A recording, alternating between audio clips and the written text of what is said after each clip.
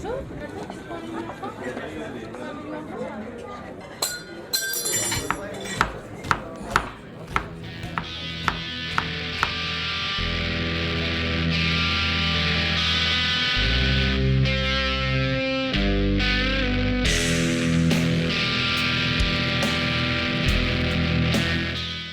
like whenever somebody says to me, you can't do something, it just makes me go, oh, I'll show you.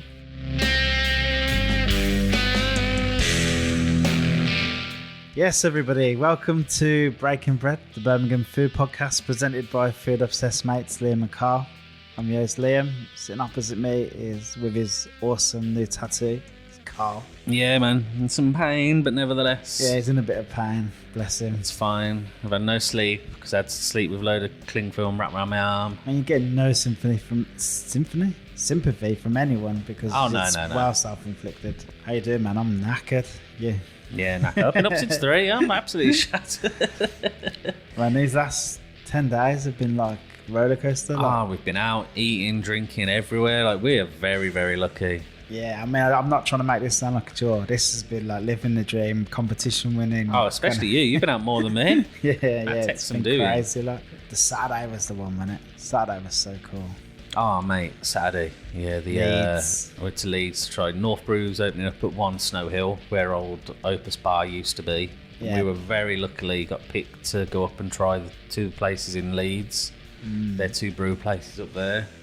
Yeah, it was wicked, wasn't it? The beer, I mean, I could only try the alcohol-free, and that was like a good range, though, yeah, 7 man. alcohol-frees. I was like, yes, I'm living the dream here. The steak was phenomenal. I can't think of another micro brewery or craft brewery where they just, which one do you want? And they bring out 7 fucking cans. Yeah, you normally get a choice of 2, which is fine. I'm lucky to have 1, but 7.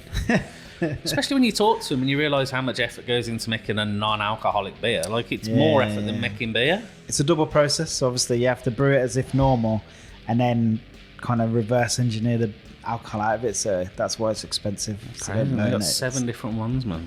Don't moan it. It's not the same price as a Coca-Cola because it's twice the fucking work and it's delicious. How is the normal beers?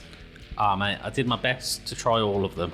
I heard you banging about Neon Raptor before, like you were mad on Neon Raptor. Yeah, they did a collab with Neon Raptor, I'm a big fan of, and they tend to just do very strong beers a lot of the time. Yeah, it was all that they did a collab they had the other night with, because they gave us some cans as well to take home. So there was this one with Dig Brew, and that was fantastic. And the collab with Neon Raptor's amazing. But just their own beers as well, just 100% their own. Like, they were all amazing. They did a wicked sour. They're way bigger than anything we've got in Birmingham. Their rotation, their tanks, because we got on a brewery tour as well. Yeah, I was blown away because we've been into quite a few of the breweries in Birmingham, but this was like huge. Well, it might be funny. You see North Brew in like Tesco's and Sainsbury's, they're sold everywhere. They've been going for a long time though. They were here before the kind of whole craft beer revolution. Yeah, they were like really early on, weren't they? Yeah, so we went to the brewery and then we went over to their normal bar, tap room, I think they call them. Yeah, that sounds about right. And it's very similar to what we're going to expect from Snow Ale. And I got food from Little Bow Boy, which was class. Yeah, we got given loads of bows to try, didn't we? Yeah, some really great bows. The beef one was phenomenal. The tofu fries, man, surprisingly good. You know what? That was one of my favourite things, the crispy tofu fries. Crispy tofu was delicious. But did you try the tofu bar? No, I never got a chance. I felt bad having the tofu bar. Yeah, there was some vegetarians there, weren't there? It seems mad to nail all the chicken and the beef ones and then start eating the veggie ones. Yeah. But it was really nice. They put a lot of effort. He was saying about how he makes like a ridiculous number of bows every morning. Puts a lot of effort in, and obviously that's coming to Birmingham as well. It's in a quite handy spot, but it's an unusual spot because they're asking you to do something you've probably never done before, which is come out of Snow Ale and turn left. Yeah. Don't go straight to Great Western or right. Turn left. But I mean, it's literally like you turn left, you can see it. It's there. It's not far at all. Like, it's going to be a good location. It's going to be a wicked bar. I'll just go and grab a couple of bars and a cheeky pint before getting on the train to Snow Ale. Perfect. Perfect, yeah. But yeah, they're coming.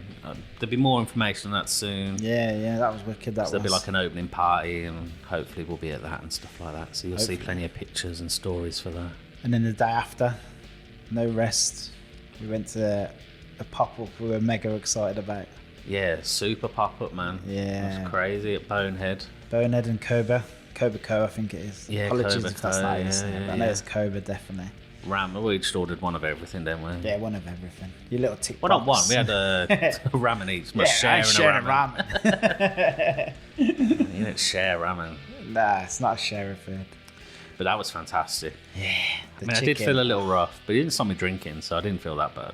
The fried chicken was banging. Oh, you had what was it called? Sake bomb. Sake bomb, yeah. Yeah, I was highballs and beers. I was going through it that day. Yeah, I loved it. The whole experience. It had the music as well, like Japanese music playing. Yeah, like Japanese metal and stuff like that. Like, just perfect. Yeah. Like, it's everything about that place. It's just fucking perfect. Yeah. It was a perfect team as well. Kobe really stepped up as well. That ramen. It's probably, well, I haven't ate a lot of ramen, just pulling it out there, but that was... Oh, mate, it was ridiculous. It was so tasty. Everything about the experience was great. Photos turned out pretty well, so if you want to see them, head over to our Insta. Have a look at them. Check the photo. They're like professional quality photos. Great photo of you. Stuffing your face with noodles. I tell you what, man. Don't take a bad Can't photo. take a bad photo of this kid, man. Yeah, and then Monday, again, next day after that, we were out again. What do we do Monday? See, this is Chef's all, I know lunch. we just talked about it as well. I've just forgotten everything 'cause it all blends into one giant weekend of madness. So the Chef's Forum very kindly invited us to their lunch down at the Grand Hotel, which is a place we loved anyway. Yeah, there was some crazy good cooking that day. And it was good to meet, like, 'cause it's like a big networking event. You speak to loads of people in the industry, and loads of people that have been on the podcast were there. Remember, like, on the way there, we were a little bit nervous because we were a bit like imposter syndrome, I think. We were like... You were, I don't give a monkey. I was a bit like, this is for chefs. We're not really chefs. We don't even work in hospitality. I did keep getting asked, like, oh, Breaking Bread, where's that? Yeah, what I'm restaurant's that? Like, we're a But then podcast, baby. I was a bit nervous. We wouldn't know anyone as well. And then as soon as we got there, we like met Dan Lee and the girls from Verbena, Laura. We ended up knowing it pretty much the whole room. It was cool. Yeah, it was wicked. And we got split up and just got to meet even more people. Yeah, it's a great experience, man. Which was, it was wicked. The food was great. We had Adam cooking. Adam's chicken was banging. Louisa's soup, that was awesome. Yeah, it was top chefs, man. MK from Rajamonkey. Yeah. Angelina. Yeah, There you Tuto. Said that in unison. Just a great day. We had great fun. Yeah, no. There's more people cooking as well, and it was people from the college in there as well, and it was just really nice. Good food. Good vibes. Went out afterwards. Went Albert's after. Just a good day. You gotta, if it, like, Albert's is one of them for me now. It's like, If you're in town, you gotta go. if I'm in that part of town, I would be amazed. Even if I just went to not go in or eat or drink, I'd be amazed if I didn't pop in there for a Pilsner.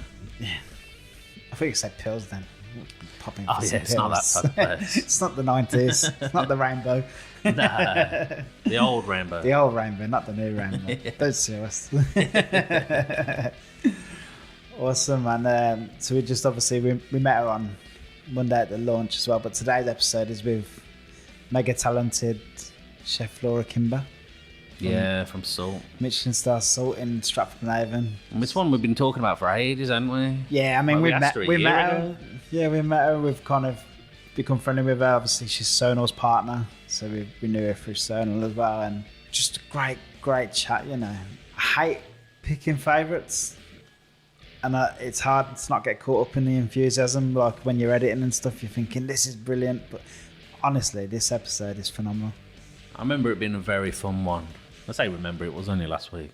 But Yeah, it was fun, but like... it was good. It was she really covered good chat, man. some deep issues, man. Like, we talked a little bit about mental health in the industry. Yeah, so if you've got any issues with that, bear in mind that there is talk of mental health in this episode. Yeah, we don't want But to... that's good for us. That's good. We want to promote it. We want to promote. Sounds an odd word, but we want to get Yeah. people talking about it more, normalise it. Yeah, destigmatise it, that's it. And Yeah, not promoting mental health like it's something you should have. yeah. Get mental health now. No, but obviously, if you want to hear more about that, if you're interested more in mental health and hospitality, there's a really awesome podcast that I recommend, and that's the Burnt Chef Project with Chris Hall. Go and listen to that because it's all about that, and it's really, really good. Loads of great links and stuff. I'll put all links to all of this in the show notes. So obviously, if you are struggling at the minute, go and check out them links. Might be able to help you out a bit. You know, it's worth it just if have the people that listen, even just one person goes and gets help from just listening to what we talk about, then it was worth it, you know what I mean? Yeah. She's just so passionate and she works so hard to get where she is. It's a great restaurant as well. So it's we're lucky that we've eaten her food. Yeah. She's a very, very talented chef, head chef, she's just amazing. The interview went really well. She's really cool. I agree with you. I don't care about picking favourites. I'll tell people anyway. But yeah, this is one of the best episodes we've done. I think it's because you can hear the kind of nervousness at the beginning, and then as it goes along, she opens up and tells her story, and it's just phenomenal. As you're about to hear. Yeah, enjoy, people. Yeah, ladies and gentlemen, Laura Kimber.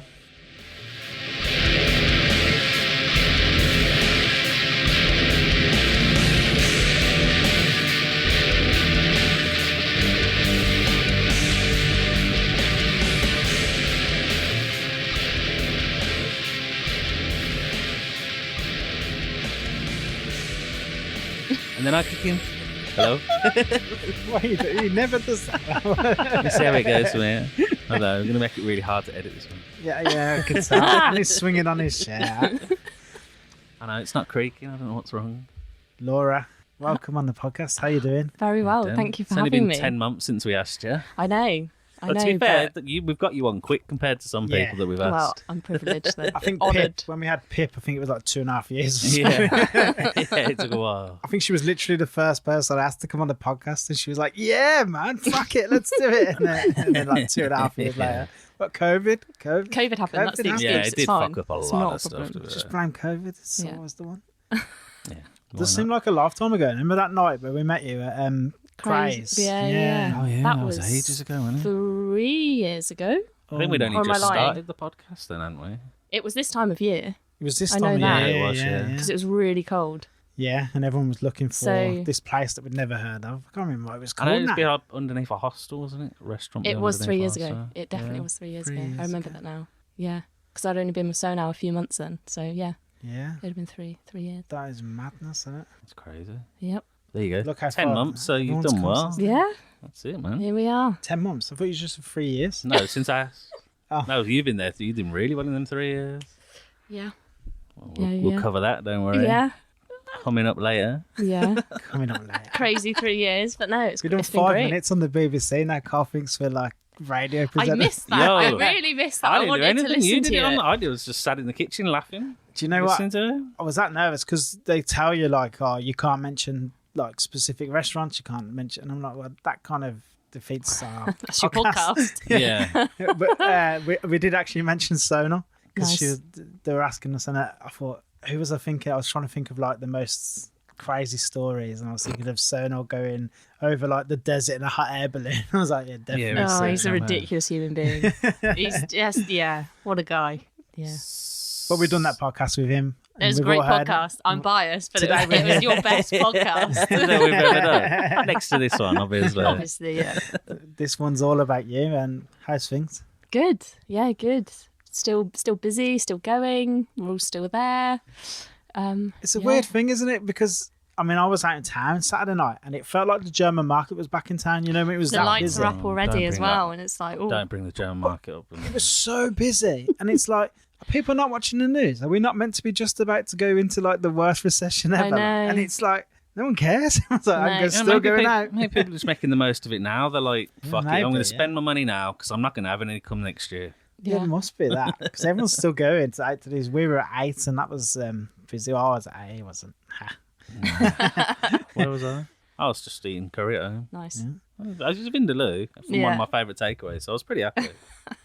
So things are just keeping busy. So you're from obviously Michelin Star Salt Yeah, in Stratford, Avon, yeah. which is like I call stuff great at Birmingham. Yeah. I believe like anywhere from kind of Stratford up to kind of near Stafford, that's all kind of Birmingham, I would say. Yeah. But No. that's how I sneak it in anyway. Yeah, we can get it in that way. Well, I live in It's- Birmingham, so that's Yeah, the you link, live isn't in it? Birmingham. It's There you fine. go. I'm here. You're a Brummie? No. No, You don't I'm sound not. like it. No, Unless you're no. posh. I'm from Winchester originally, down in Hampshire. So yeah, my parents still live there, so get to go down quite a lot and see them. And yeah, that's my roots really, Winchester. And yeah, I've travelled, lived in different parts of the country: Chester, Padstow, Cotswolds, and now settled in Birmingham for 3 years. So yeah, it's been great. All in all the beautiful places in Very in nice the places. UK. Yeah, Manila came to great. the most beautiful place in the UK. I love Birmingham though. It's such a nice city. Like I've never been before I lived. Like, and everybody's really nice. What did you think before you came here? Did you think it was going to be as nice as it was? You can be honest. It's all right. I don't know. It's sort of one of those places you just sort of drive past on the motorway. I didn't really have any sort of ideas of it, you know. Yeah. But as soon as I got here, I was like, yes, I like it. I really like it. Because I always wanted to live in London. My sister used to live in London. So whenever I used to visit, I was like, I have to live here. She was like, you don't. She was like, there's a difference between visiting and living. So to move to Birmingham, I was like, it's a great city. And it's not that like manic London scene, you know. And people are genuinely really nice here. They're just lovely. It's great. And the food, restaurants, all that sort of thing. Brilliant. So how long ago did you come to Birmingham? Did you say I moved in 3 years ago. 3 years ago. Yeah. Good time to come, really. Everything since then. It was. I it's moved just- in 2 weeks before lockdown. Wow. Yeah. That was intense. Why did you pick Birmingham? Just because Sonar was here, so I moved in with him. So yeah. And then Boris made his speech, and that was it. That was that. Oh man. That was so Locked weird, into Birmingham. And then you were just locked in a flat with Sonar for a year. Yeah. It was Never great, ending supply of champagne. Oh, it was brilliant. It was great. He did one. It was a Moet tasting, and I think he had 6 bottles of Moet, and he was like on Zoom doing it, and he had like small glass, and then he'd pass me the bottle, passed me a bottle of rosé, and I was just there on the sofa just listening to him. With a He straw. finished it. No, he finished like the Zoom, and he was like, "Do you have any more of that rosé?" And I was like, "No, mate, that went about an hour ago." Like, of course I don't. He's a great guy as well. Do you know what I mean? He's that sort of person you need to get you through something so horrendous as lockdown. So can't complain. Were you busy during lockdown with Salt? Did they do much during that time? We didn't for the first 5 months. So we went back to work in the September, and then we opened for about a month. And then, you know, when it went into those weird tiers, Oh, which okay, that makes sense. nobody understood. And it was, I think at that time, everybody knew that Birmingham would go into tier 3, was it, or something? Yeah, that's right. But you're Warwickshire there, aren't you? Yeah, but then That because was we were 2, like, oh, wasn't it? the rates are quite low compared to Birmingham, we'll be fine. We'll be 2, so we can open. And then I remember it came on the news, and that was it on the whatever day it was. It was a lunchtime, and we were just like, shit. And that You was were it. 3. Well, it was 2. It was close to here. Worcester. Worcester Worcestershire was- was- Yeah, Worcester which is was bizarre because, yeah, you know, I don't know how they worked that one out, but there you go. 3. No, he's fucking that whole thing. It was all mental. It was, yeah. I mean, It It's gonna be almost one of feels them- like we dreamt it. Now we talk about it. Right now, that never happened. because it's so ridiculous, Yeah, it's and you're so like, ridiculous. who actually came up with that idea? It's And you can tell no one had done any. They'd done planning. They just didn't look at any of the plans in made. No, they Just planned it fucking over cheese went and off wine it. parties, didn't they? And that was it. Yeah, fucking wankers. So yeah, no, we did takeaway boxes from then on in, sort of until what was it, April? Was it April everything reopened? It was coming. It was May? just after spring, wasn't God it? knows. I think it was May. Just May before rings a summer. bell. Yeah, Yeah. That's just You should mad, write that these things is. down because when you Yeah. think about it, like, I don't actually know what No. happened. But yeah, I'd like to forget all about it. To be perfectly honest, it was just shit, wasn't it? yeah. But I mean, those boxes, it wasn't our food that we always do, but it was enough to sort of basically keep us in our jobs. That's essentially what it was, and it worked. And we all came back to work, and yeah, it was tough, but let's hope it never happens again because it's horrendous. Yeah, I mean the 2 meter distancing. You can't like. I don't know who's been to Salt who's listening to this, but it's snug. Yeah, we took one table out. Yeah. And then we just never put that table back in. And then we had the refurb, and then we just got those As I nice say, tables. And, it's space at a premium and so, yeah, isn't it? and it's listed building as well, so you're limited to what you can actually do and stuff. And yeah, but it's over. It's fine. We're here. We survived. Taking you right back. How did you get into cooking? How did I get into cooking? Well, no, I had a part-time job when I was 16. It's that cliche. I was a pot wash. I was a pot wash in a pub. But I was doing that whilst I was studying my A-levels. I didn't really know what I wanted to do. And this part-time job just sort of, I then ended up doing like the prep and desserts. And then I was doing like split shift Saturday, Sundays and working Friday evenings. And then I was just like, I love this. Like I was given a chef jacket and I was like, this is great. Like it was just that buzz of like working those splits and producing something that and you give it to somebody and they're just, do you know what I mean, they're so happy and you get that instant reaction. And I was like, this is what I want to do. I was doing 3 years at the A-level college I was at. I had to retake my maths GCSE first year. So I was there for 3 years doing part-time.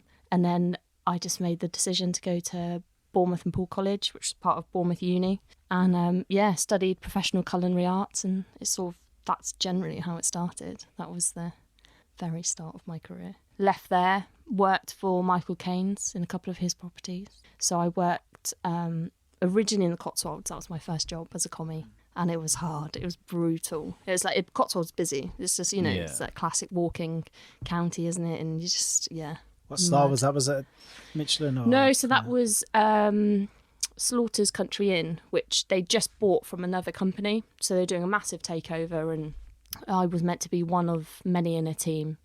And I stayed there, I think it was about 9 months in total, because it was brutal, and there was not a very nice head chef that I worked for at the time who, never want to ever meet him again. He was a vile character. How did it not put you off? Just think, oh, fuck this, I'm going to try somewhere else, I'm going to do something else. No, well, I don't know, I thought this was sort of being a chef. Do you know what I mean? I thought, you're meant to have stories, aren't you, where somebody is just so nasty to everybody all the time. Yeah. I'll be telling it on a podcast one day. I think it's what people assume's going to happen. Yeah, I as did. well.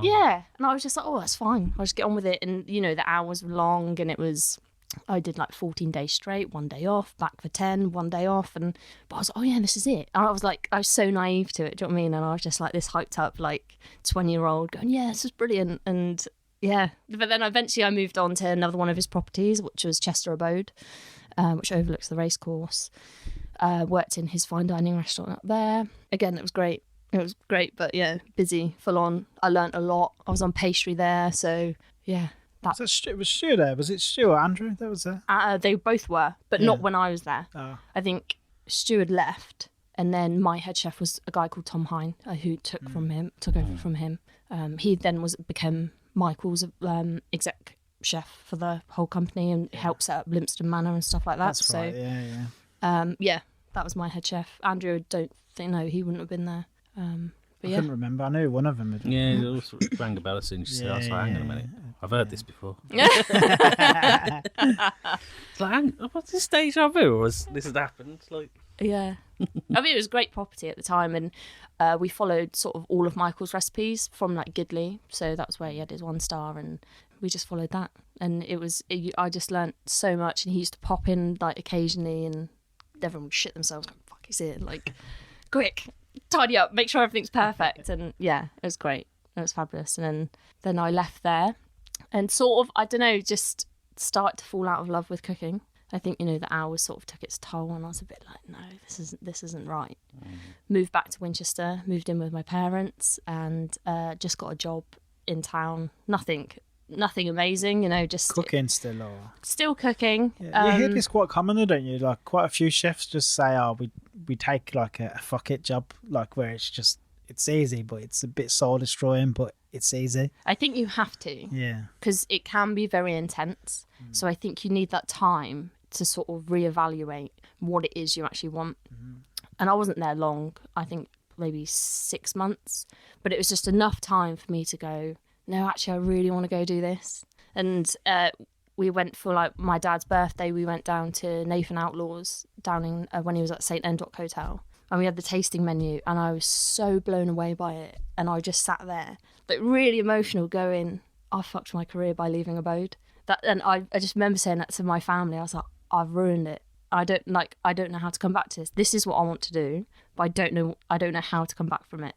And I got to speak to Nathan, and he was like, just go and find somewhere that you're comfortable, and like you'll be fine and you'll smash it. And it's essentially what I did in a way. I took a slight detour. So after I worked in Winchester, I joined this management training program, which was called 10 out of 10. And it was set up by a lady called Sue Williams, who's GM of Whatley Manor. She used to work at like Bath Priory to that, and like just knew everything, So the idea is that it was based in 4 and 5 star hotels across the country. Each placement was 5 months at a time, different departments. So I'd started on reception, and then I did events and like HR, events and marketing. And then I went to Mallory Court where I did my kitchen placement, which is where I met Paul. And after that, then I did housekeeping at Chewton Glen, which is, oh God, hats off to any housekeepers out there because it is brutal and people are disgusting. Like, so gross. It's like you're paying £1,000 a night for this room and you're just vile and disgusting. Like, come on, put your rubbish in the bin. Yeah, and then I ended up in Padstow at Rick Stein's for my front of house placement, which, yeah, that was fun. That was in the summer in Cornwall. Oh, nice. Perfect timing. I was like, I'll take that. I'll definitely take that.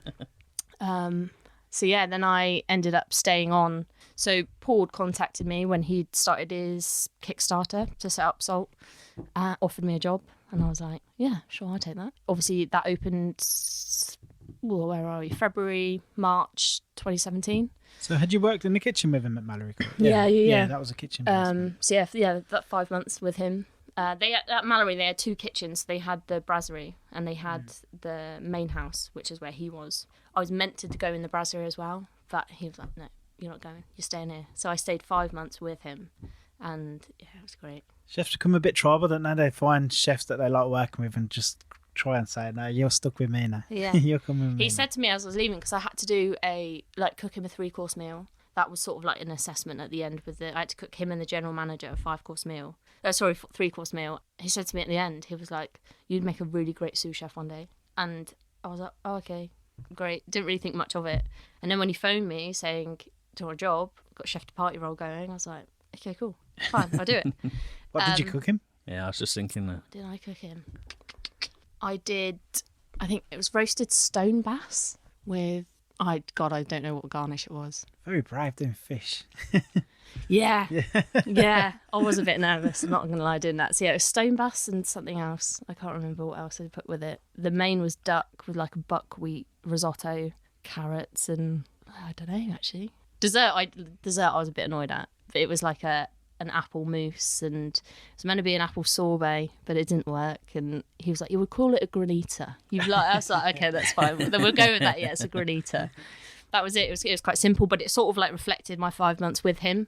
You know, it was sort of stuff that I'd learned when I was at Abode, like I'd used recipes from there, but I'd also sort of reflected how he sort of cooked and his philosophy on food, and which I think is important when you go work for a chef. That's, you know, you want to have your own identity in your cooking, and what you put on your plate is you. But I think the idea that if you work with all these different chefs, you should pick up little bits of skill and their philosophy, and especially if you're with them for a long time, you need to understand them and how they cook and what they want to event their eventual goal. Do you know what I mean? That makes sense. Yeah, so that was that. And then he phoned me when I was in Padstow, and he was like, there's the job. But it won't be until February. And I was like, okay, that's fine. So I stayed in Padstow until the January. So I did 9 months or so in Padstow, and it was fun. It was very fun in Padstow. Yeah, party town, small little party town down there. Isn't it just like Rick Stein owns everything there? Yeah, it's like a monopoly board, really, isn't it? But yeah, him and Paul Ainsworth. Yeah, they just own the whole town. Yeah. So I worked in the seafood restaurant, which is in the middle of summer. Oh my god, it's manic. You'd be doing near enough 200 covers in an evening. Wow. Oh yes, get your running shoes on for that. Yeah. I can imagine it's very busy around the summertime. And the menu's huge, and you had to know like everything on it, which is great. Like you understand the food again. And then you had to know all the wines by the glass, and they had sommeliers, but you needed to know the wines by the glass and all the detail and stuff. And it was great. It was really great. And it's quite old school in how they approach things and how they serve still, and they've got runners that come up with big trays and stuff, and like you just have to fill it a Dover sole at the table for the guests. I learnt a lot from that side. Would I ever do it again? No. I can imagine fish cookery, that's one of the hardest. It's the hardest because it's the easiest to fuck up as well. Oh yeah, and I think it's easy to overdo it. With fish, for me, I like it quite simple. Like don't play around with it. It's fish is fish. If it's good quality, it will speak for itself. You don't have to put too much on a plate for it to. You'll end up destroying the flavors, I think, of something which is so beautiful, and you have to respect it because it's fish. You have to be sustainable with it. I think we have to be conscious of how much we are fishing, and if you end up just absolutely overcooking it and just You fucked mutilating it. It's especially the just cost of it as well. Some of it's like ridiculously like, priced to get hold of. day. It's like stock market. It's just insane sometimes. Well, you've but- cooked one of the best fish dishes I've ever had, and it's your dish as well. Oh, it was my 'Cause dish, I said to Paul, "This is amazing." He was like, "Yep, that's Laura's dish." Yeah. And I said, "No, this other one was good as well." And he was like, "Yeah, that one's Laura's as well." Yeah. Just So that get was the menu, tick that them was off, like which one's mine. turbot and potato mousse. Yeah, and then it it had Marmite butter on top. Yeah. Oh, it was ridiculous. Yeah, yeah. You remember that one? Yeah, of course. That was There's some dishes that I think about just every now and then. I'll just be like, "Oh, remember one. that dish?" And Nice. that's I'll take definitely that. one of them. Thanks. It's great. I'm thinking about that dish now. I've got a big smile on my face. Yeah. I mean, yeah, it was sort of based on the idea of just a nice. I think the original idea I was like, I just wanted to do like a really nice fish pie. Do you know what I mean? Because it was autumn, winter time, and I was like, I love a fish pie. And then the idea just evolved, and I was like, let's put some scraps on it, and then make it sort of like a nice fish and chip sort of vibe. And yeah, it was very nice. Is Paul quite open? Well, I mean, obviously the head chef now, but I presume he's quite open when you bring me a dish. Go try this. He always has been. He's never been like, oh, this is my menu, you can't have any input. So when I started, there was me, Paul, and another guy called Gibbo. So me and Gibbo were both chef de partie, and from like within 6 months, I think we both had a dish on the menu, because you have to. That's the only way the business will evolve. And we wouldn't have been. So Gibbo's now my sous chef, and we wouldn't have been where we are if he'd restricted us in that. We would potentially still chef de parties and getting bored, whatever. Do you know what I mean? Like, you have to do it, and it would be honest. You'd be like, no, that doesn't work, or yeah, no, it's great, but maybe add this or do that to that, and you're like, okay, you take it on board and you do it, and it will be on the menu. But yeah, no, I know I've adopted that as well, because I've just thought I just don't want to take any creative control away from anybody. Like, I could have done becoming head chef. I could have been like, right, I'm going to put my mark on it, and this is mine. But I wouldn't have got the respect from, like, Gibbo's been there. Like, I wouldn't, people have just been like, who is she? To, like, a week ago, she was the sous chef, and now she's coming here telling us what to do. I was like, everybody has different strengths. Like, pastry's not my strength, whereas it is other people's. And I want every single dish to be, like, beautiful and perfect. That I'm not going to go in pastry and do something which is sort of half-hearted and, like, it's not the same quality as, like, a main course or something. And that's the whole point of having a team. You're all a different skill set, and you should all come together. You've all got the end goal, the same achievement that you want to make. So everybody should be involved, from the apprentice up, really. What is your strongest area then? If pastry's like your worst, what's the top end? What's the thing that I'll smash at it? I think probably fish and meat curry, to be honest. Like I like being on sauce, and it's probably. I'm quite a stubborn person, and typically, like, women go in pastry when you first start. So my first job, the head chef said to me, I'll put you in pastry because women have cold hands. And I was literally like, sorry? I was like, okay. And sharp knives. Yeah. Playing fire there, mate. But, like, whenever somebody says to me, you can't do something, it just makes me go, oh, I'll show you. So I'm literally, like, so determined to sort of do, I guess, the typical, like, boy sections, where it's like meat and sauce is always like where the big chef goes. And I was like, no, but I want to be on sauce. I want to prove that I can be there and I can be as good as them, if not better. And then for somebody to tell me I have cold hands, so you go on a pastry, I was like, fuck off, mate. I'm like, come on. No. Jesus. So yeah, it's sort of my, like, I'm comfortable in that section, and I can, quite competent, I think. You said then you're quite a stubborn person, but then before that you were talking quite openly about how it's a team effort and letting go of stuff. Is that did that always come naturally? That part of it, like, what, being in a part of a team? Yeah, just letting go and not having an ego, putting your ego aside and saying, right, I'm not that great at this. This is somebody else. We need you to step up there, and this is good for you. And it's something you have to learn. I feel like a long time, and not just in chefing, in kitchens, in most jobs, most people get berated for the stuff they can't do instead of encouraged to do the stuff that they can do. Yeah, but every day's a learning day. I don't know everything. When I was a younger chef, I was like, I have to know everything. Like, I was so obsessed about knowing everything. Like, I wanted to know every single mushroom that you could get in this country and exactly when it was in season and, all the finer details. But you just do your head in. You just go, oh, God. And you learn along the way. Like, a couple of weeks ago, I went foraging down in Cornwall. Like, I've used sea veg before. Did I know much about it? No. But, like, you just have to learn that as you go along. And I think, you know, you sort of, it takes a while to get away from that, of that sort of, maybe, I don't know, I guess that sort of stubbornness of going, come on, right, I need to know everything, and I will try and do everything myself, because you actually can't do everything yourself. You know, you have to learn. You are a team. Somebody's input, your opinion might be completely wrong, and they might be right, and you have to take that on board.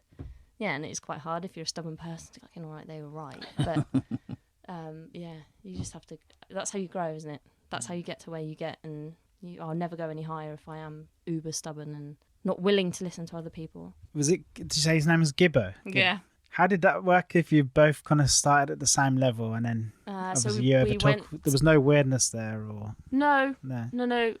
So we both started chef de partie, then went to senior chef de partie. We had a couple of sous chefs come in that didn't last, and then as soon as our second sous chef left, I don't know, I just started taking stuff off of Paul. So like, he'd be doing all the orders on his days off, and you know, you could see him going, guys, I just want a day off. So I'd be like, oh, I'll do it. Like, I was doing the cleaning orders, I was like, oh, it's fine, I'll do this and I'll do that. And I sort of, I guess whenever I'm in a lower position, I always think, okay, I was chef de partie then, or senior chef de partie then, but I wasn't senior chef de partie. I was sous chef when I was chef de partie, because I think you always have to look about the next stage up if you want to progress. If you're happy being chef de partie, be chef de partie. But like, I was a chef de partie before I became a chef de partie, because I'd done the work to get to be a chef de partie. And that's the same as when I went from chef de partie to sous chef. Like, I was sous chef when I was chef de partie because I worked for it and I grafted. You know, and when I was sous chef, I was a head chef. Like, because you just have to, I think if you really want to push in this industry, you have to look at what's the next level, what can I do next, where can I go next, what can I do to improve, and, you know, sort of look at that side of things. So when it happened, no, you know, like we get on really well, and like there was no weirdness to it. You know, I worked for it, and you know, maybe he's not quite ready, and he will be at some stage. He'll be there. He'll be the top, and he's great. But no, there was no weirdness. We're a team at the end of the day. So yeah, that's awesome though, because it could obviously, some places. Yeah. I've worked in toxic places before where you're looking at the person next to you going, yeah, I know you want that job, but so do I. You know? Yeah.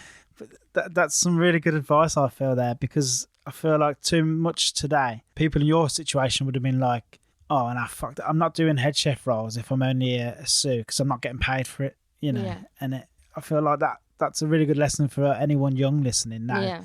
If you're working in a kitchen, I'm not saying you should work your bollocks off for free, but like, if you have ambitions to go forward, start doing some of them little jobs that might get you to the next level and do them before, and don't say, oh, well, no, they're head chef jobs and I'm not getting a head chef's wage. No. Yeah. No, yeah. Yeah, it's a great way of looking at it. That's how I've always worked. And yeah. But not many people do, I don't think. I mean, you'd say it casually like it's the done thing, but I'm not sure it really is. I think it comes down to, with that, a lot of people are just in jobs they don't want to do anyway, or they're not bothered. My job, for example, I ain't bothered. I'll just go in and do what I do. I don't particularly want to be there. Get bored easily as well. Do you know what I mean? If I'm doing the same thing day in day out, oh, Christ, this is so boring. So I like to look for like the next thing, and I guess that's where it comes from. I'll be like, right, so what would somebody senior do? And I'll do it, and you know, I can't learn any other way, and that's how I do it. And were you surprised when he asked you to be head chef? Yeah, very surprised. It took about a month for me to decide, if I'm completely honest, because it was. You had to think about accepting the role, Yeah, because I think when you commit to something like that, you really have to go, this is like a minimum of another 12, 18 months of my life. You know, I can't just be like, oh, I'm head chef now, I'm going to leave in 3 months, because I haven't gained anything. You know, that would look really shit on my CV. And I've put all the hard work in to get to that point, and I didn't just want to take that badge and go, yeah, I was head chef, you know. So yeah, I spoke to Sona about it. I spoke to like other friends in the industry about it, whether it was the right decision. There's, you know, a lot of factors of like the commute and stuff, and did I still want to do that? So there was a bit of back and forth, but I think that's the most sensible thing that I could have done. Like, I didn't just want to go, yeah, I'll do it. And then maybe 6 months down the line, why have I done this? You sure you weren't just holding out for more money? No. Making him sweat. No, definitely not. It was just sort of for me, really, to really think about it, and is this what I want to do? Is trying to maintain a star what I want to do? Because you were there when it got the star, obviously. Yeah. What was that like? Oh, it was insane. It was ridiculous. And I'm so glad that I was part of it. And I've been thinking about it recently. It's that day I will never, ever get back. Whether I move on and if I'm ever lucky enough or work for it, if I ever get one of my own, I can never change that feeling and that day when we got it as a team, because it was just unbelievable. So we found out, so that was when they were doing the like events in London. So it was 2018, and I went, well, to be honest, I thought we were going to get it in the first year, which, thinking about it, is really ambitious. So we opened in the February, and then they did the awards in the October of 17, and I was like, yeah, we've got it, we fucking got it. And I remember watching it on YouTube at home, and I was so disappointed when we didn't, but then I was like, yeah, that is really ambitious to get it in that short time. And then in the 2018, we all agreed that we didn't want to find out. We wanted to find out on the day. We didn't want to be told, because Chef got an email from them, and that's generally how it works. I think it was on the Friday they send the emails out to the people. They don't say you've got a star. They just go, oh, you're invited to this event in London on Monday, and you're like, okay, fine. I'm pretty sure that is what it is. Yeah. It'd be a horrible thing to do that way. Just invite him down. This is Thanks what for you coming. could have Maybe won. next year. Yeah, see you later. And it was on the Friday, and all of a sudden Chef went a bit weird, and he was like smiling ear to ear, and I was literally like, oh, I think we've got it. And because we'd made that deal, right, we're not going to say. And then he was on the phone to Sat Baines in the morning. I was like, yeah, we've definitely fucking got it, because he never speaks to him, like not in the morning anyway. Like he'll phone him like maybe in an evening or something. But I was like, why is he phoning him in the morning? I was like, yeah, we've got it. We've definitely got it. And then for the whole, I was on Sauce at that time, and for the whole morning and like the rest of the weekend, he was being so annoying and kept going, so what are you doing on Monday? And I was like, it's my day off, probably nothing. He was like, oh, no plans or anything. I was like, no, why, have you? And he's like, no, nothing planned. And it was constant. I was literally just, fuck off, like, I'm trying to cook. Like, fine. And then I was like, in my head, I was like, yeah, we've got it. Because he's being so irritating about it. I was like, we've definitely got it. So he obviously wants to make sure we're free and we're going to watch the event. And then on the Monday, I couldn't sleep the Sunday night. And I was like, it was, like exam result day at school when you're so nervous. And I was like, yeah, can't sleep. Woke up Monday, looked at his Instagram, and he'd posted like this post that he was at the restaurant doing paperwork, and I was literally like, maybe we haven't got it. Maybe he was just being annoying for no reason. And then so I drove home, because I thought, if we get it, I want to be with my parents when we get it, because they're the people that have sort of encouraged me through the industry, and I want to be with them and watch it. And I got home, and I just didn't know what to do with myself. Took the dog for a walk, and I was like, oh God, it's like, I think it was like 4:30 it was on or something. And I was like, oh, come on, it needs to be on now. And then we started watching it, and it was all, like the crap they do before. It's all that, like, you're like, come on, just do the awards. Come on, guys, stop talking. Yeah. Come Skip on, to the come end. Gibbo texted me, and he said, have you seen Staff Canteen's Instagram story? I was like, no. Looked on it, and there was a picture. They'd taken a picture, and Paul was there, and I was literally like, oh my God. And I just cried. I was literally on my knees in the middle of the lounge crying, going, oh my God. My mum was hugging me. My dad was like, just, all right, calm down. It's just, just relax. I was like, okay, fine. And then, just watched it, and then it popped up. Because it pops up just Stratford upon Avon first, and you just like, shh, yeah, we've got it. And it was just amazing. Incredible from then on in. Necked a bottle of champagne, went out for dinner, that was it. Nice. Yeah. It's just so good, and I'm glad we did it with the people that we had. It was me, Chef, and Gibbo from the start, and we were there when we got it, and it was great. Do you find that it makes? I mean, it's just going to sound daft, because obviously it does make a big difference. But does it make that much more of a difference to your bookings and your restaurant after that moment? Yeah, it did. So do your bookings go off the chart then? Yeah, it did. I think that was potentially like the busiest November we've ever had, if I'm right in saying that. But then people then are more critical of you. Yeah. You get that, this is not normal Michelin star restaurants do, and it's like, all right, okay. I tend to find when I notice a place got a star, it's not more critical I get, it's less forgiving. Yeah. I think I'm guilty of that, especially if you go to a 2 and a 3. Yeah. Like 3, I've got no forgiveness for anything. Like if I hear someone sneeze, I'm like, right, thought this was a fucking 3-star place. What's going on? Yeah, it's been great, but then I also forget we have it, especially when we first got it. After that day of getting it was like, great, we've got it. And on Wednesday, you're back to work, and then people go, oh, congratulations, and you're like, oh shit, yeah, thanks, yeah. And I suppose even now I kind of forget, and I said this to Chef on Saturday. We were just having a chat, and I said I think I'm quite naive to the fact of how good it is that we have it, and that I've been there from the start and we've maintained it up till now. And I probably won't appreciate how good that is until when I never leave, chef, if you're listening to this. But you know, if I moved on, you know, that's when I think I'll be like, oh shit, actually, that's pretty good, isn't it? It's pretty impressive. It's always on your CV, though, isn't it? Like, you know, I want to start with this restaurant. Yeah, oh, yeah. Wow. Instantly it gets your recognition. People who don't know anything will be like, oh, wow. That's good. Yeah, no, it's great. There's a bit more pressure now, though, because I'm really nervous for this one. Because it'll be first. So last year, when the guide came out, I was head chef for 6 months. So I was a bit like, yeah, I'll be fine. We've got it. And, you know, I said to chef on Saturday, I was like, yeah, last year I was quite relaxed about it because I thought, well, if we lose it, I'll just blame it on you. You know, you had 6 months, but I had 6 months. So this year, I'm like, I'm really nervous. I always get nervous anyway, but I'm super nervous this year. Does it change your cooking in any way? Like when you're putting dishes together or something? No, I don't think that has. I think just learning and developing as a chef myself. I think we've all sort of, you know, you refine things a little bit more. But I haven't gone, oh, that's not a Michelin dish. Like, because what is a Michelin dish, you know? I just, as I've developed, like that fish dish that I cooked for you, like if I didn't now, I'd probably do it completely differently. That's the journey I think I'm going on. From like 12 months ago, my cooking style was probably very different. And like I said, you learn things every day of different techniques and different ingredients that, yeah, I think that's what you need to do, is you need to develop as you go along. I'd be worried if my cooking style was the same as it was 12 months ago. I was about to say, if you stand still, does that just mean you've lost interest? Or? Yeah, I think so. Yeah, I think if I got to that point, then I'd go, I'm moving on. Whether it's true or not, because I'm like quite self-critical, stubborn, whatever, but I'll just be like, if I get to that point, then I know I've had enough, because it's not worth it. If you know what I mean? If your food reflects that you're not happy and you're not developing, then well, I think you need to, as a chef, you need to go, right, it's time for me to find something else. Or how closely does Paul work with you? Is he a good mentor? Yeah, he's great. Yeah. He's really great.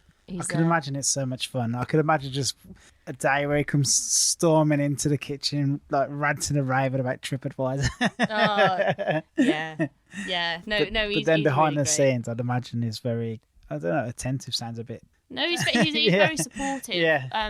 I mean, when I first started, I'd worked for him for 5 months, and you know, we got on really well then. But now I've been there 6 years. Like, he's a friend now. Do you know what I mean? He's not just my boss. And yeah, he helped me for a bit of a rough time in the first year. I suffered with anxiety, depression, but he was always there. Do you know what I mean? And I didn't want to stop working. I was like, I have to work. And what else am I going to do? Cry about it? Like, no. Like, I was like, I need to keep working, and he was there to support me. And you know, even if it was the tiniest thing, I'd go to him, this is all shit, this has all gone wrong, and he'd be like, no, like, come on, it's fine, like, you've got this. And but yeah, he helped me through, really. You become a family, don't you? Like, I see more of him than I do, and like the rest of the team, than I do my actual family. So you have to have that person that supports you and encourages you. And yeah, I mean, I wouldn't be in the position I am now if it wasn't for him. If I'd never met him, I wouldn't be where I am. So he's a great guy. Sometimes he irritates me, I'm not gonna lie. But I think he knows that. Like, I just roll my eyes and just go, all right, chef, whatever, just shut up. It's just such a big personality, isn't it? It's brilliant. But he's a great businessman as well, you know. I've learnt so much off of him in that sense, and he's always got time for all of us. You know, even if he's not there, if he's working on something else, or on a day off or something, if there's a problem, text him, phone him. And he's on telly a lot as well. Every time I put James Martin on, like, I'm like, hang on, he can't be on again. What's going on? He was on last week. Has he just done a stint down there? Yeah, it's not even a repeat. It's every bloody week, yeah. So yeah, no, he's a great guy, despite what Twitter might say.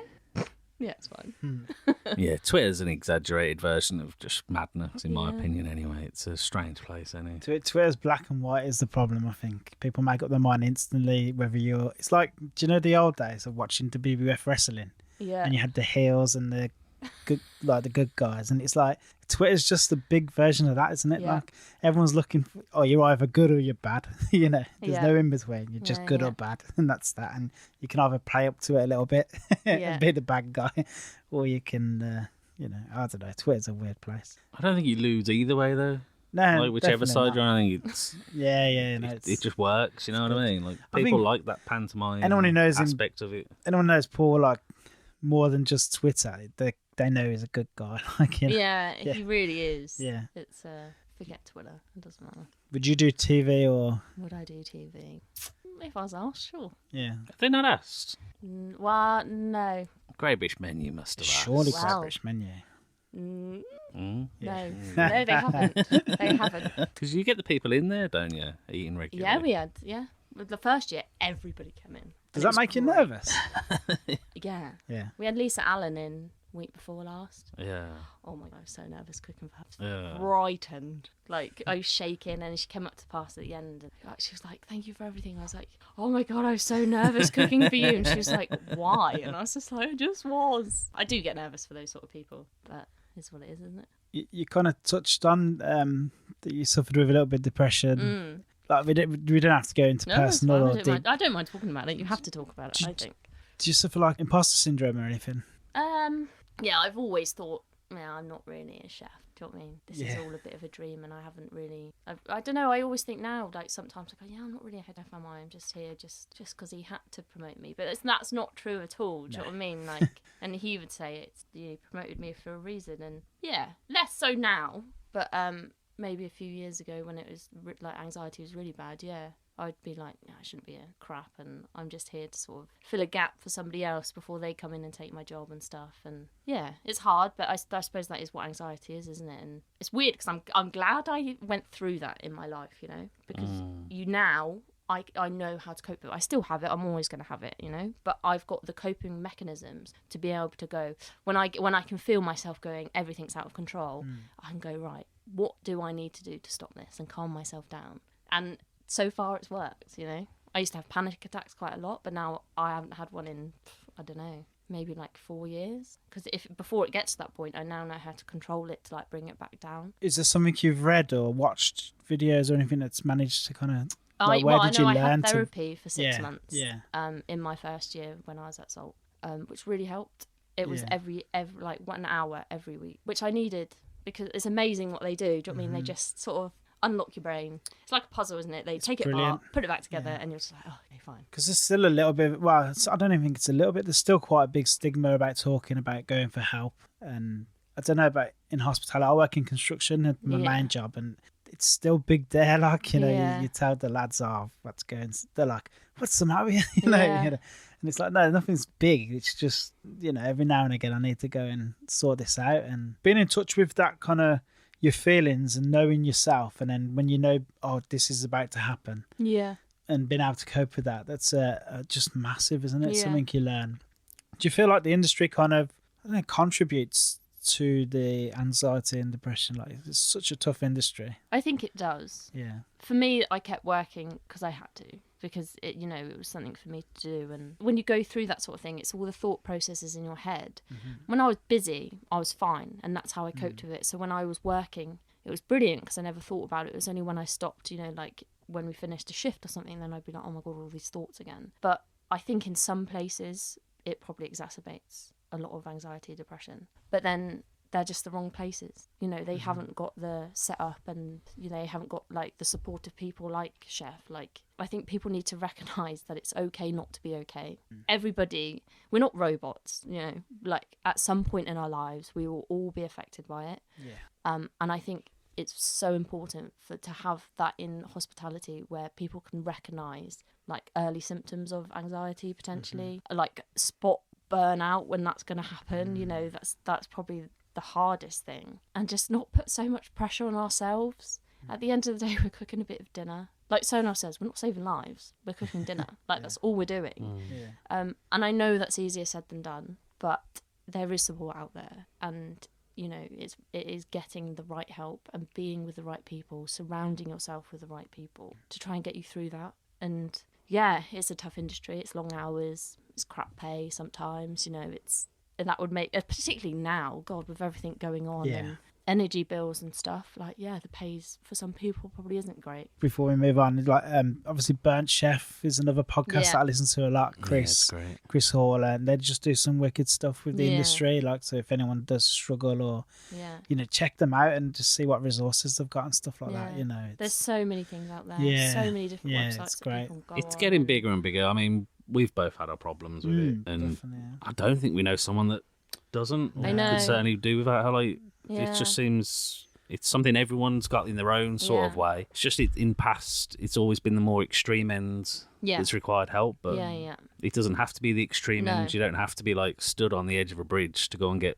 But some that's the fucking thing, help. that extreme end is because it wasn't supported and it wasn't recognised in the early stages. Do you know what I mean? And I'm so grateful. You know, I got it at a time where therapy, I got it through the NHS and the waiting list was only 6 weeks. But at that time, that was a long time. So I thought then, I was like, God, what if some people can't make it through that 6 weeks? And, you know, with the pandemic, I suppose that really enhanced a lot more of anxiety. And so, yeah, I don't know what the support system like is now on like waiting lists to get to therapy. But, you know, there are so many other options out there. Hospitality Action, Bird Chef Project, so many different things. I think a lot of companies away from that just have their own thing. Yeah. My company have got it. Your company are pretty Yeah. good with it and sending you on training for it and stuff like that. We've got Yeah. mental health first aiders and stuff, which is becoming a big thing. They're Yeah. pretty good. Do you feel a big responsibility to your team now that you're a manager, looking out for that kind of thing?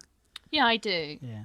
I really do. And absolutely, because I don't want anybody to feel how I felt at all. Like, it's because it was destroying, and it you know, it doesn't just affect you, it affects family and friends and stuff. You know, they have to see you go through it, and just I don't want anyone to feel that way. And, you know, I encourage everybody to go on breaks and make sure you get plenty of rest, and, you know, don't do anything on your day off. Don't text me about work because you're thinking about work. You shouldn't be thinking about work. Just go and enjoy your 3 days off and relax and Binge something on Netflix. yeah, just find something. Just not that Jeffrey Dahmer thing. Oh my God. Are you I watching haven't it? watched it. You've I watched turned it. it Yeah. off. It's horrible. I said, See, I told you about it, and you watched it, and I ain't watched it yet, and now I'm hearing loads of stuff about it. I was like, fuck, I'm going to watch it. Stop talking. I started the first episode about 2 a.m. last week. Oh, and why I would you do that? Turned it off. And Nope. it's honestly, I'm checking the spare bedroom before I go to bed. That's It's how bad horrible. it is. It's Man. horrific. what to do about that? You had steak tartare at the church Brilliant. the other night, and the church, and I was like, oh God, I can't. I love I'll steak have the tartare. veggie menu, but- please. I was like, no way, I can't do that. But yeah, You get a bit of TV thrown in for the people Bit as of well. TV, yeah. There you go. TV recommendations and everything on this podcast. Yeah, watch it. It's fucked up. I know that's quite heavy, and yeah. Sorry, it was very heavy. No, But, don't it's dare important You know what? apologise. If people It's- don't talk about it's it and so bring it up, then important. it's. Yeah. I'm so happy you brought it up. To be Yeah, honest. me It's too. important yeah. we talk Yeah, about it's these so things. important. But the only thing is, the next thing I've got to talk about is quite heavy as well, and it's Go like, on. so obviously, how many Michelin stars have you got in the West Midlands? Like 8, 7 or 8, and you're the only female. Yeah, I know. Head It's chef. weird, isn't it? It's so weird. So you'd think there'd be more if you had 8, for example. Let's just say Yeah. 8. To only have one female head Yeah. chef, it doesn't seem proportional. I think you'd have to go to London for the next female head chef. I think that's the between here closest and you'd there. have to go. Obviously, I can't ask yeah. you to talk for a whole. for a whole sex of people. But why do you think that is like? It's crazy. I don't know. I sort of struggle with this. Like, I'm really proud that I am the only, and I believe the first ever female head chef of a Michelin star restaurant in the Midlands, which is great, you know. But I don't like to let that define me. Like, my gender has never got in the way of anything I do. Like, I want to do what I want to do, and I'll go and do it. Like, I played rugby for Hampshire when I was a teenager, you know, which some people are like, oh, it's quite a boyish sport. But no, like, I like doing it, so I'll go and do it. I played football, all these sorts of things. So when it comes to, like, work, I'm not any different to anybody else. Like, I should just be recognised on the fact that I'm a chef. You know, Oh yeah, 100%. if it was written down on paper and you didn't know anybody's gender, like, you know what I mean, you just that's my CV, and it's great and it's brilliant, and I'm there because I work there. So I just find it a bit strange that I think probably the higher you get as well in the industry, my gender is obviously more recognised and stuff, and I just don't really understand why. I don't understand the fascination behind it. Like, yeah. I think It's a shame that it's a shame that it's a subject. You know what I mean? Yeah. It's a shame that you it's have one that I it just ever like, gets brought up. yeah. But in the same sense, it gets brought up because it is a thing. Yeah, it is what it is, and I understand that, and it's great, and I'm really proud of that. But I don't like to let that define me. I think we're sort of on a dangerous sort of path of going, like, you know, like promoting like female-led teams. Like, for me, that's not progressive. If you want this industry to be the best that it can be, we need to encourage people from all different backgrounds. from all different sort of educations. Like, we don't need to start sort of then separating people out by something like their gender. It's a really tricky one, because I know there's so many people out there, but like, oh my God, you're so wrong. But like, for me, there's no right or wrong. No, answer. you're No, I allowed know, your but it's opinion as just a well. bit- Like, if you think something, Do you get fair many enough. young female chefs who like want to come on stages because? yeah, like, we had an apprentice recently called Sarah. She was brilliant. She was Did lovely. she specifically choose there because you were the head chef? Yeah. Which I was just like, what? This is weird.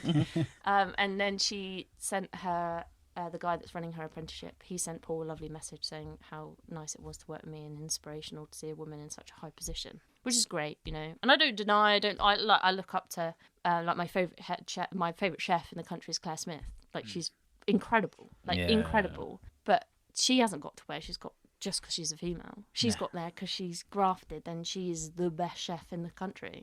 have you eaten down there yet? Yeah. I it went for my good? 30th last year. Never eaten in a 3-star. So I was like, 30, 3-star, we'll do that. Why not? But the only table I could get was at 9:45. I was like, oh my God. We didn't I'd be leave until asleep. like 1, and I was just like, oh, this is the latest I've ever eaten. But yeah, it was incredible. And I met her, and I massively fangirled. And there's a horrendous picture of me, and I'm so like geeky. So it was me, Sonal, and her. And Sonal posted it on his Instagram. I was like, you are editing me out because I look awful. So it's just a nice picture of him and her, and I was like, great. But yeah, it's an amazing restaurant. Yeah, it's on the very, very at the top of my list. Yeah. The place I've got to go to. Definitely go. She is a leading chef, so why don't we just leave it at that? Not. Yeah. Do you know what I mean? Because like in awards and stuff, you don't go male chef. Do you know what I mean? It's always like in publications, it's female chef all the time. It's not like, oh, there's male chef. I don't know. It's a strange one. Yeah, it comes up chef or Yeah. female chef. It should just be Yeah. chef. Yeah. There's no. You're a chef. It's not defined by your gender at all. Yeah, you haven't had to add a label there. No, it's just yeah. We're both cooking your dinner. Well, exactly. So yeah. I think now more than ever, it's like madly obvious that there's just a massive shortage of chefs altogether. Yeah. Yeah. There is. And it comes down to education. For me, it's education. Because I remember when I was, 15, when you're picking what you want to go on to do, like A-levels or whatever. So back home, there's a really good A-level college, which is the one I went to, Peter Simmons, like, amazing college. But that's where everybody went. Do you know what I mean? It was always, you sort of need, like, everybody was encouraged to go to Peter Simmons. And if you didn't, it's a bit like, ooh, what are you going to do? And it was always, you're going to catering. Do you know what I mean? That catering's always, like, seemed as the lesser. But why? Because it's an amazing industry to be in, hospitality. It can take you all over the world. There's so many opportunities, so many different paths you can go down. And I think that's where it needs to be encouraged from the very start. Not, oh, go and do your A-levels, go to uni, go to try and get a job afterwards. How about you go to college, you study catering, and then you'll get a job. All right, the pay at the moment when you first start probably isn't great, but for somebody of such a young age, just start building off of that, you know? And that I think that's where this industry needs to change. And probably the government and education needs to change, is really focus on the less academic subject. Definitely. You know? But if you think about it, though, if you come, by the time you get into a kitchen, you're 18, there's not many jobs that are well paid when you're 18 to kind of 30 anyway, you know. No. It's like you said, if you're introduced to it very young, like I probably would have stuck out if I had a better option. Like I left school, started business, but I ended up in like just a chain kitchen and did not enjoy it. But if it was open to me from the beginning, you know, you could go and get work experience in this kitchen, you could go down this route, then I might have stuck at it better. And that was 16 years ago, and I don't think it's changed that much. No. And I think the education system sort of is built for one style of person and how that person learns, but not everybody learns in the same way. But it's built up for accountants. If you want to be an accountant, our education system's perfect. Yeah. It's pretty Victorian still, isn't it? Like it's a Yeah. Victorian concept that hasn't changed at all. We're I don't so even far know behind the rest of world's Europe on changed. stuff like this. Like Germany, they don't even go to they just fuck around in the forest for like the first few years of school. They don't even go to school. Yeah, most places don't start till 5 or 6. Do No. they? And we've got SATs here, like testing fucking Testing 12-year-olds that aren't sleeping because they're worried about an exam at 12. Like fucking 12. But Testing their but memory. not everybody learns in the same way. It's, you know, I didn't learn in the same way. I didn't hate school. I wasn't particularly great at it because I just didn't get it, you know. It wasn't for me. It wasn't the way that it was all structured. It wasn't for me. And that's why I had to retake my maths GCSE, because it was just so much, and I wanted to go do my A levels to sort of prove everybody wrong. They said I couldn't, so I was like, I'll go do it then. And then it was all, don't think you'll go to uni. I'll go to uni then. And I went to uni for 2 years.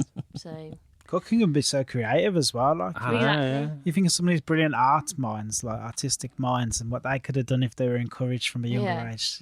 Like Alex Claridge, so creative. Yeah. Look what he creates, like brilliant. Yeah. There's so many people that like I've spoken to, like as I got older, and they go, God, I wish I had a job like yours where I didn't have to sit at a desk all day. Well, you could have done. Don't mean why not? Why don't you just go do that now? Come into hospitality, it's great. Do it. Does that happen often? Does many people that like in their 30s or anything, did they come across or? Start in? Yeah, just think, you know what? Yeah. I've had enough of being an accountant or a lawyer, or even not even that, just an office clerk. Yeah, or there's been a you know few what? that I've met. Yeah, they've just gone, right, I've had enough of that. I'm going to try hospitality. I like cooking. Let's go do it, and they do. And I think it's great. I think you can go into it at any stage. You know, it is harder probably the older you get, but if that's what you want to do, go do it. There's nothing stopping you from doing it. And there's so many different avenues you can go in. Like, apprenticeships aren't just for like 16-year-olds. They can go up into like your later years, a lot later. So it's any time. And I think that's what should be encouraged, really. But there's so many like roles as well, like in hospitality. You don't think like if you just love pastry, there is. I mean, we've spoke to people who their sole job was working in a large hotel where they just done pastry. yeah, There's loads of that, isn't there? yeah, So, yeah. or front of house. There's just so many roles. Just that you travel don't think of. options. I think that's how they could sell it at school. Just say, be a chef. If you Travel the want to, world. you can see the whole fucking world. Yeah. Yeah, we spoke to so many people like that. There's so many chefs. And I went to this country, then I went over to here, then I went over to here, and you're like, man, it's been 3 years and seen half the planet. I regret not doing that. I've only ever worked in France. I did that for 3 months whilst I was at uni, like in between my 2 years. We had to do a placement. It was either stay in England for the summer or go to France. I was like, I'm going to France then. Where did you work in France? Was it like one of the big Michelins? No. No, I was too scared then. It was just a family-run restaurant in the middle of the Loire Valley, and it was amazing. And yeah, it was the whole summer. Spent my birthday on my own, but I was like, yeah, fuck it, I'm in France. And just ate cheese and bread and pastries, and it's brilliant. Sold. I lost weight as well. I thought, cool, What? all this cheese and stuff I'm eating, and I came back and I lost weight. I was like, great. I'm not saying that. Right, that's it. I'm just eating cheese and drinking wine now. Here comes the weight loss. Michelin Star Chef told me that all you do to lose weight Is cheese and bread. So I love cheese sandwiches, so I'm all over that anyway. Do you have any... Paul, switch it off now. But do you have any plans to open your own restaurant or anything? I've thought about it. It's not something I desperately want to do. Do you think most chefs think about like it's always there in the back of the mind? Yeah, Yeah. I think, but I think if you're ambitious, Yeah. I think Paul would be annoyed if you didn't want to open your own restaurant one day. maybe. Yeah. I do and I don't. There's a lot that goes into it. I suppose now is not the financial time to be looking at No. striking out and right, I'm going to open my own restaurant. So, Yeah, it should be happy. Unless you're going to open one in Stratford and call it Pepper or something. I know I said that because there was a restaurant next door, and when we opened as Salt, I said they always should have rebranded as Pepper. I would have done just to piss him off. Yeah, or vinegar. That would be a good prank, that one. Yeah, I mean, we'll see. Who knows? Sona can run front of house. I was going to say, you and Sona would be like a dream team. Like, I was going to say, if I win the lottery and if I want to open a restaurant, I'm coming to you and Sonal too. Here's the money, just go and do it. Yeah, we'll see. We'll see one day. Any other plans, ambitions? For the restaurant, I really want to get 4 rosette. That's my next sort of goal. It was for this year, so I was really disappointed a couple of weeks ago when they had the awards. And What did you say, 3 or? we got 3. 3, yeah. So we got the 3 just before we got the star. 3's hard to get as well, though. Yeah. There's not many 3s and 4s about. Does it No. go all the way to 4s is 5? hardly Does it? any. 4 and 5 are very hard to get. So I was like, so in January I just wrote down some things that I wanted to achieve, and I was like, I want 4 rosettes this year. And we knew it wouldn't sort of happen until we got the refurbs that happened in April. And then we have had one inspection. And as far as we know, we haven't had anybody else. So yeah, I was a bit disappointed, but I spoke to Chef and he was like, again, it's quite ambitious to try and get it from April till September. And they probably would have made the decision prior to that. And, he's like, but it will come. He was like, maybe another year or so, and that's that's the eventual aim. Front of house has changed a little bit. So Jack, our manager, he's just left. So we've got another guy coming in November. So once that's stable, hopefully, that's what we're aiming for. But everyone knows about Michelin Star and how like weirdly secretive it is. Like no one really knows what you have to do to get a star or 2-star or 3. I think I know less about the AA. yeah, Is it did it have like a set criteria you could at least try and aim for, or? yeah. So as far as I'm aware, I might be wrong on this, but it's from the moment they book to from the second they leave, they'll judge everything. But that's based on front of house as well. So to get 4, it would be for everybody because we've all achieved that. Whereas they say Michelin's just So that's who knows? Who don't know. knows? God knows. It's fucking mad business either way. Yeah, it is a mad. Like these secretive little inspectors that come round and just like make or break a whole career essentially. It's a Especially if they dream take a star off someone. Like Imagine you if could that was your break a job. person. Inspector. That'd be like. I know. I always think that's probably quite a good one. But then if you think you're AA inspector as well, you have to go to all of. It's not just all of the 4 and 5 rosettes you have to go to, and the 3s. It's everywhere. the 1s and the 2s. They don't always get to eat out in the nicer place, but yep. I still won't mind it. I'd take still it. be well up for that. Well, we're doing it now just for free. Actually, we're paying to do it. Yeah, we're paying to We're do this just paying job. to do it. We don't get a say. We don't get to pick any stars. We don't get, Yeah. you know. I feel bad because I've actually wrote all these questions and I haven't even looked at it. But That's what. Oh, that's why I stopped writing them. I just write pages and pages of questions, and I just I don't give a shit. If I want to ask it, I'll think of it while I'm there. you know what? It's all We've done it. We've done it. Yeah. You basically cover a lot of the stuff Yeah, just yeah. naturally. Did I? Well, Yeah. that's how You it did. goes, isn't it? It's good. It's just a conversation. It's not that bad, was it? You were I was nervous. so nervous. All day I've just been shit. Blows my mind how people are nervous. Like, And I haven't sworn that much, so my mum would be alright. no. we've A You few want times, to sorry. throw a few in now? Just Was there anything else you wanted to bring up before? I don't know. I don't think so. I think that's it. Yeah. I mean, brilliant. See We'll what go on. happens. this has been. The future. we We go do on? another one in a couple of years. See where I'm at. Yeah. When you've got When your own it's- place. Yeah, with Sonar. With you and Sonal. Yeah. Krug on tap. Yeah. Oh I mean- man, I'm there. I'm there. I love Sonal, but would there be any point in doing a joint when we're you and Sonal? Because you ain't getting a edgeways. Although I was miffed on the one he did where he said that I use all the pots and pans when I'm cooking at home. You cheeky little shit. Jesus, at least I put my dirty socks in the wash basket though, don't There I? you go. You got that worked in there. Payback. So, just a few questions to end the show. You've heard it, so you know what the questions Yeah. are already. What's your favourite movie?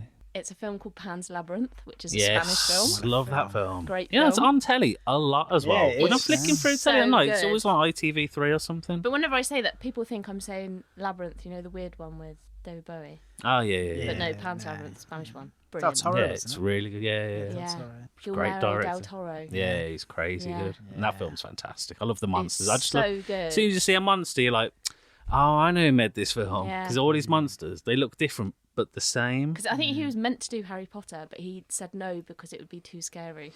Yeah. When you watch that, you go, yeah. Essentially, I kinda Pan's like to Labyrinth. watch that, Like, though. there's only one monster I think that is actually scary, and that's the one with the eyeballs in his hands. Oh, yeah, it's a brilliant one. But all the others are actually quite nice. Yeah. But still absolutely terrifying. It's so Look good. at. That's a great choice. What's your favourite band or artist? That's hard, that. So I genuinely can listen to any music. Yeah, I'm not, same. and people, oh, you can't see that. No, I can, and I can listen to anything.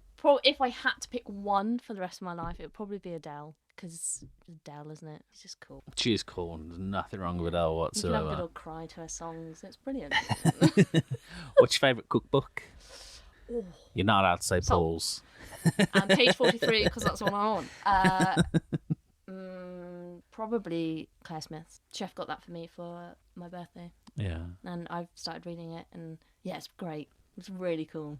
Really Nice. cool. That's my favourite. Do you have a favourite spirit? And don't mean like gin or, I mean specifically, like brand, bottle, or beer. What's your favourite beer? Yeah, not Carling. God, No. awful beer that is. Probably Asahi for a beer. I like Yeah, Asahi. that's nice. Yeah, It's crisp, isn't it? yeah. That's probably my favourite. Spirit, I don't know. It would be a gin. There is a great one, a Winchester gin. That's probably my favourite. Winchester It's nice. gin. Winchester Distillery. It's brilliant. What's your favourite big fast food chain? Hang on a sec. Carlin's just a Midlands thing, is it? A Birmingham thing. Do they drink it down south? No.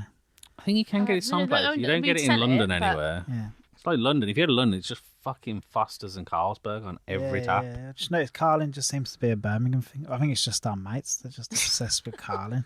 To be fair, I used to drink loads and loads of Carling back in the day, but then you find craft beer and you're like, oh, this is what beer's meant to taste what like? the fuck was that? Oh, right. Saying I'll still drink it if there's nothing else. Like, it's worth. Yeah, fuck it. I'll drink it. Why not? What's your favourite big fast food chain? Mackie D's. So, that's probably the most Consistency. popular answer, isn't it? And they all say With consistency. the Monopoly board. Yeah, go on then. Yeah. Other than where your partner works, what's your favourite restaurant in Birmingham? Opium. 100%. Nice. You can't fault that, can you? Hang on a second. How can you not? What do you order from McDonald's? How do you not ask them? Oh, well. Because if the answer's not Big Mac and a strawberry milkshake, then I don't want to know. No, it's normally a Big Mac, triple cheeseburger, some nuggets on the side. Nice. Some nuggets being 20. Yep. Yes. Yeah. Like, why order I 5? don't And a understand what to Fanta. do smaller portions than 20. No. Especially nuggets. They're like pack of crisps. You might as well just get a big one. What's your favourite dish you cook at home? Dirty all the pots and pans. Yeah. Do you know, we are useless at cooking at home. I'm being deadly honest. We just don't really do it. It's just quick, easy pasta dishes. I suppose since you're both at work most of the time, you probably just eat at work. And you get home, you just go, I just can't really be arsed. It's like the last thing you want to do. Beans on toast, to be fair. Like, come on, that's it, done. You know what? I love beans on toast. I bet there's not many people that chefs or front of house that will get home and go, oh, yeah, I'm going to cook on my weekend. No. Yeah. Luke There is a couple that do it, yeah. Luke does. What's your favourite food destination in the world? Oh, God. I don't know. I don't know on that one. I'd like to go to Italy just to eat my way around Italy. Yeah. But there's no particular destination that I've got to go there. Did you watch Chef's Table yet? The pizza one? No. Oh my god, I'm Is that what I need to do? obsessed. I'm gonna Yes. do that. So good. I'm getting a book on pizza as well. I've whittled it down to 2 books now. I don't know which one to get. Pizza looks I easy, wanna but be do you know when we done that podcast with Pizza in Moseley, they were like, the way they talked about how difficult it was and how so many things can affect the dough, I was just like, and then watching the Chef's Table and realising that these people have tried their whole lives to master it, and then the weather can change it. Yeah. I'm just like that, fuck that. Yeah. I'm just ordering in. I'm just going to order it. It's all one of those, mate. So complex. So fucking good as well, though. Man, I love pizza. That's it. What do you like more? If you had to pick pizza or my fish dish, which would you eat? Your fish dish. Brilliant. Come on, Correct he's answer. sitting right in front of you. They're saying I've eaten at Poli a lot recently. Have you been to Poli? No. It's fantastic. Do you have sort of a restaurant that's not sort of Michelin in Birmingham that you like? Fazenda? Is that the steak? Yeah. Sounds like it's a great one. I haven't yet to eat there. It's good quality. Loads of Good, people like- tell us about it all the time. And what you pay for it. Brilliant. You can't fault it. Right. That's probably the point. It's getting back to the top of the list. Awesome. Because we even park right by it all the time, don't we? When we go And to every stuff. time we say, jeez, we still Yeah, haven't we been need to there. go there. Awesome. That's it. Thank you so Laura, much. Thank you. this has been like amazing. Good chat. That's all it ever is for us. It's just good chat. That's what Yeah, it's got to be. Hope so. really grateful for you coming on. And Thank you. spending some of your well-earned days off No, in here, day out. Thank you so much. It's been Thank great. you. No one, thank you.